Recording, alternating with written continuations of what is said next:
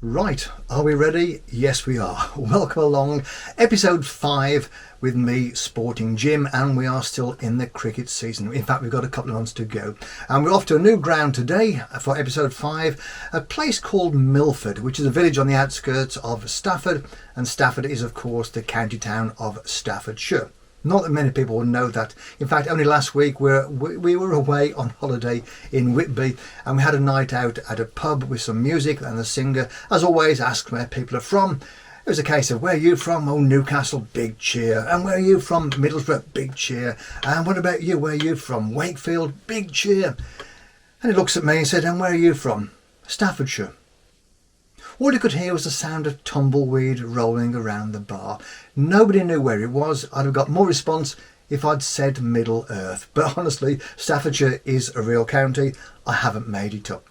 So Milford is where we're going today. Milford is on the outskirts of Stafford, a couple of miles outside. A place I've not been to before, but I believe the ground is pretty nice. I'm all packed up. Cameras are ready, drinks are ready, food is ready, and we'll head off any moment now and see what we can get. And the weather, of course, is certainly ready. It's a nice day again today. But first of all, the little splash of colour, which is over here as always. This week we have one from 1968, an album on the Regal Zonophone label called My People Were Fair and Had Sky in Their Hair, but now they're content to wear stars on their brows. At least I think that's what it's called. Tyrannosaurus Rex on Regal Zonophone, featuring of course Mark Bolan, the late and very great Mark Bolan. That's our splash of colour for this one. There'll be some more when I come back once the match is over. If you're ready, let's pack up and let's go with the manual fade to black, just like this. And here we are then, the back of the car again. We've arrived. To prove it, well, I'm here. Kit's all ready to go, and it's a sunny day out here, so I'm packed already with the suntan lotion and some water. I think I'm going to need that as the day goes on. Both cameras set up, ready to go. Thought I may as well save a bit of time. Everything else is ready. Let's have a quick look around, see where we are. We haven't come too far today, just 12 miles from home. There's a main road going past, and in a moment now you'll see cars going past to prove that we aren't out in the middle of nowhere. You see, there they go. A nice half-timbered house across there. Glorious sunshine. This is a nice country setting, although it's by a main road. This is a nice setting, I have to admit. And as I said before in the intro back of the studio, we are at Milford Hall CC. We can tell we are because it says so over here on the sign. Let's go and have a quick look, see what this says. Here we go, look, welcome to Milford Hall CC, at the heart of the community. Well, that is very nice indeed. It's so nice to be along, and it's a lovely ground. This is on the edge of Cannock Chase, which is an AONB, an area of outstanding natural beauty, and it is a lovely place to wander around. It's great trails, there's walking, there's biking, there's deer to be seen. It's great for photography and all sorts of things, and of course cricket as well, which is what we're doing today. So let's have a quick look over here, and then we'll have a look round the ground and the clubhouse. But once again, Milford Hall Cricket Club in the village of Milford, just outside Stafford. It's the only place I know, Milford, that still has a wimpy bar, and it's been there since, well, maybe the 60s or even before. I can remember going there at the back end of the 60s, I'm sure it was, and it is still there. Only a little place, but it's a popular tourist attraction, it has to be said. Right, let's have a look at the club.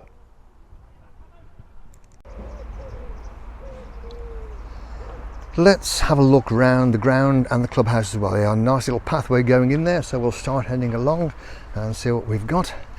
I must say it's going to be another glorious day. The forecast is about 20 degrees, no cloud expected today. It's going to be blue sky all the way across, which means I am limited to where I'm going to be set up for this sort of game. I do like to wander around various vantage points at a game if possible, get different angles, but sometimes you're stuck to what the sun's doing, and today it's going to be high and bright.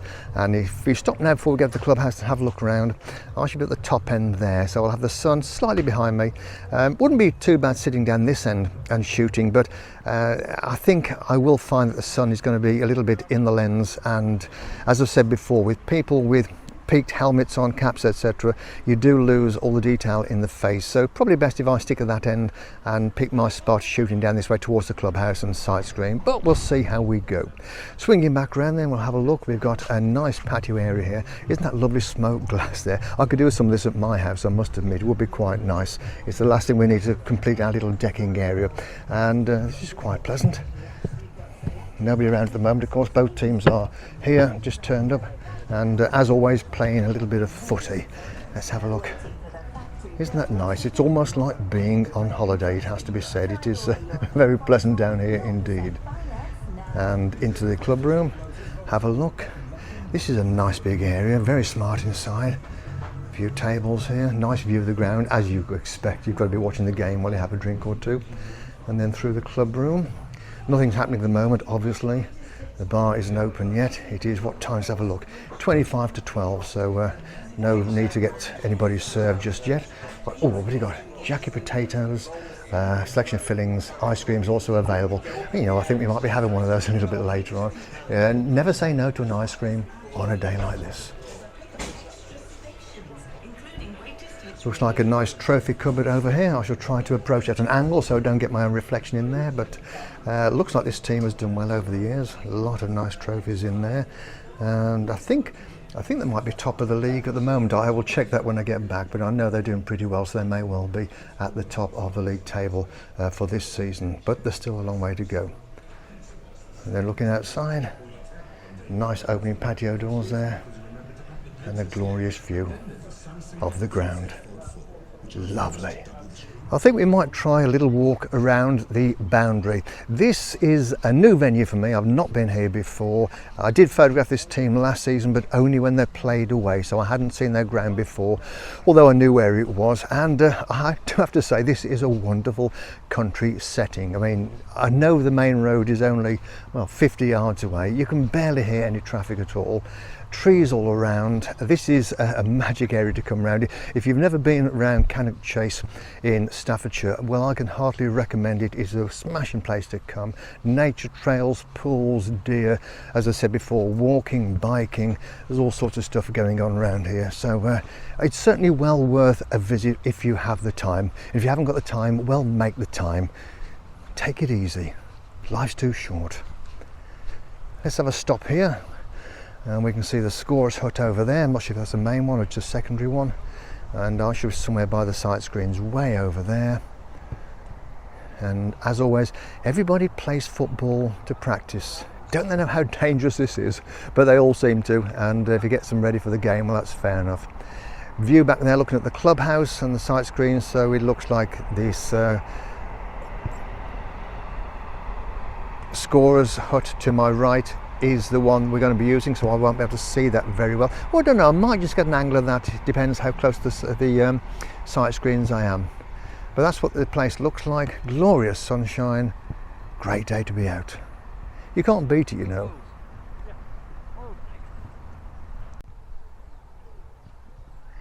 Look at this then, proper old-fashioned Scorers hut. Isn't that nice? Let's have a look inside. I don't think anybody's out at the moment. If they are, I shall beat a hasty retreat. But no, this looks quite pleasant. Couple of seats in here. Tea and coffee making facilities. Snacks already. And this is what it used to be like. None of this electronic stuff. Proper old-fashioned village cricket scoring. So looking back round, and there we have the clubhouse at the far end. I think I shall set myself somewhere around here. Now let's have a look. Where's that sight screen? Now we're playing a bit further right today, so I shall move around a little bit further. Probably get quite close to the sight screens up here and see what sort of angles I get from down here. So I think maybe somewhere just about here would be nice. For a start, I've got shade on my back, otherwise it's going to be quite a hot day. I'm not sure if you can see that. Wickets in the middle over there, so I'm missing out most of the clubhouse. If I angle properly, I'll get the trees. There may be a few people sitting at the back there, but I can soon get rid of those. That should give me the sort of angle I'm looking for, I think, so I'll probably work from here. And unless we get cloud cover today, which we're not going to, I shall stay here until the match is over. That sounds nice to me. And here's something that you don't see all that often, a lovely big oak tree, about 30 feet inside the boundary. I mean, that's been there a few years, I would imagine, but cracking looking tree.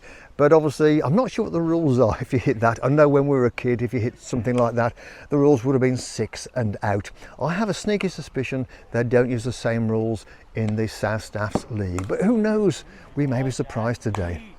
But once again, lovely looking ground, smashing clubhouse, everybody getting themselves sorted, and I think I shall conclude this little wander around the periphery and go back to the car and get all my kit sorted and get set up, then maybe have a chilled drink of some form. Obviously non-alcoholic, can't be doing with that. Now here's something I hadn't noticed when I walked up, right by the side of the clubhouse, overlooking the ground. What a fantastic white cottage. Wouldn't it be nice to live there? Okay, you are close to the main road, I expect you are, but look at the views you've got at the back. Isn't that glorious though? And that's going to date back quite a few years, I would say. Probably well out of my price range. Oh dear, how sad. Never mind. But look at the view. Okay, got a clubhouse there, but yeah, I think that makes up for it, doesn't it? And it looks like we might be ready to start. So what's the kit setup today? Well, it was the same as last week. It will be quite a long time now with these sort of conditions. I've got the 300 f2.8 with a 2x converter and a monopod on the one D850. On the other D850, well, I've got the 70 to 200 f2.8 as well for the closer in shots. And then also, just in case we need it, which we probably won't, we've got the 70 to, no, we tell a lie, we've got the 24 to 70 f2.8, which I've just used for the team shots, but I don't think I should be using that for anything else, unless something extraordinary happens right under my feet. Otherwise, we're almost ready to go. Let's spin around here and have a look. The teams are out, they're just setting up. You know, I think really I should start getting some pictures taken. Tally-ho! We are 1 hour into the game. It's still very warm out here. Lovely sunlight, getting a bit of a tan, but just on the back of my neck at the moment. Score's not doing so well for Milford Hall. They're 51 for 5. So they're considering they are top of the league, they are not doing too well at the moment. But there's still a long way to go. So we'll see how things go. As I said before, no clouds around, so that means I can shoot at a constant 1/2000th of a second at f7.1, and depending on the background I've got, it's either between maybe 400 or 1000 ISO, and sometimes I'm opening up a third or 2/3 of a stop depending on whether it's dark or light behind the subject. But otherwise I can keep constant. I haven't got to worry. I know the auto ISO will take care of whatever I want, so from that point of view it's pretty good. In fact, I do tend to shoot most of my stuff, whatever it be, whether it's sports or if it's the 1940s or steampunk or whatever I'm doing, I usually do stick with auto ISO, because I know with the D850 it's got such a good lateral range. You know, I can underexpose by 2 or 3 stops and still bring out all that background detail, all the shadow detail, without losing any quality whatsoever. So I know everybody else has different ideas of how they go about it, but certainly for this sort of stuff I'll stick on auto ISO and I shall let the camera take care of it. After all, that's why you spend so much money on these camera bodies. They do cost an arm and a leg, but believe me, they are worth it. I could do the drink myself, you know. I think I'll have one before we carry on. Well, that didn't take long. 2:10 and Milford Hall are all out for 96 in just 25 overs. They are atop the league still, but of course this may mean they get overtaken. It's a long way to go. There's still another innings to go, so you never know how it's going to go, but probably hasn't been one of their finest hours. But for me, well, I've got hopefully a few decent shots of people being bowled, bails in the air, which is what we like. Different from last week when I think it was a Cannock match I was covering, and almost everybody was out LBW or caught. The only two I think who were out bowled were the ones batting away from me. So whilst you get decent pictures of the bails in the air, the batsman is facing the wrong way totally. No faces, no good for the newspapers. You need faces to go with these things. Well, at least this week I reckon I have got a few decent shots of the batsman looking quite despondent as the bails go flying, but we'll see when we get back. So it's time for me to have my tea break, although it's only 2:10. I shall have a tea break now, all on my own on the boundary, and I shall stick up a few pictures of the first innings and we'll see what we've got, and I shall see you again presently.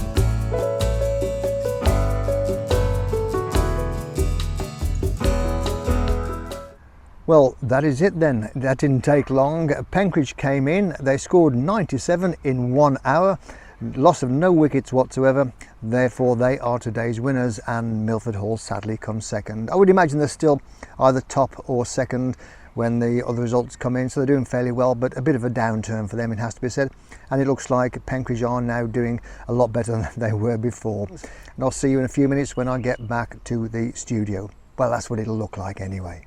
And would you believe it, I'm back already. Just gone 4 o'clock and I'm back home and sorted. That was the earliest finish I think I've had for quite a long time with a game of cricket. Then again, with a score of 96, it wasn't that much hard work to knock those off. Just 1 hour is all it took Penkridge to score 97 and take the points for this match. That also means that Milford Hall lose their top spot at the moment. They may well be back. They're playing quite well, apart from today, which was quite obviously a bad day at the office. But that was it for this week. It won't be next week. I'm having another week away, off down to London for a week to do a bit of tourist stuff. So I'll be back the week after with a little bit more cricket to have a look at. In the meantime, I shall leave you with some pictures, but first of all, let's not forget the little splash of colour over here. We've changed. We've only got back 1 year. The one earlier on was from 68. This one is from 1967 on the Parlophone record label. Simon Dupree and the Big Sound and Without Reservations. Great R&B sound from the south of England. They had a couple of modest hits in the mid-60s, but they were a very good live act to see. So that's one for this week. There'll be another one in 2 weeks' time when I'm back doing this all over again. So like I said, I'll leave you with a few pictures from the second half of the game, the innings from Penkridge, and also with something from the newspapers. Otherwise, I'll see you in 2 weeks' time. Thanks for tuning in. As always, if you've enjoyed it, please feel free to comment, hopefully like and subscribe. As I've said before, it's early days for this channel. I know it will take a long time to build up a channel like this. It does take a long time, a lot of views and a lot of likes and subscribes, but keep going, we shall get there eventually. Thanks again. See you again soon.